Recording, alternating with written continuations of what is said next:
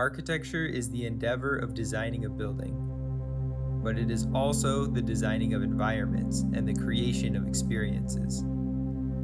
Our lives are shaped by the architecture we inhabit, whether we are conscious of its influence or not. Our everyday lives and also our most spectacular memories are most likely set within spaces which were at one point designed. For this reason, the consideration of architecture should not only be reserved for those who choose to pursue the professional field. We should all consider the environments that set the stage for our lives. Inevitably, you have spent time in environments that you have enjoyed. You have also spent time in environments that you have disliked. This value judgment is easy to make, as though our response is a natural reaction, a gut feeling. It is not an intellectual critique that must be learned, but our ability to articulate why architecture is good or bad may not be as easy.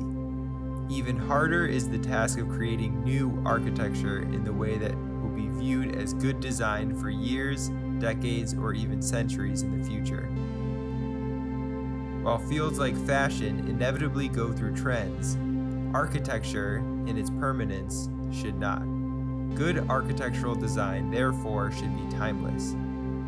It may seem that to understand what we ought to design, we should simply look back to what has stood the test of time. Architectural wonders of the past certainly show us qualities that we can learn from, but we must also progress forward into uncharted territory.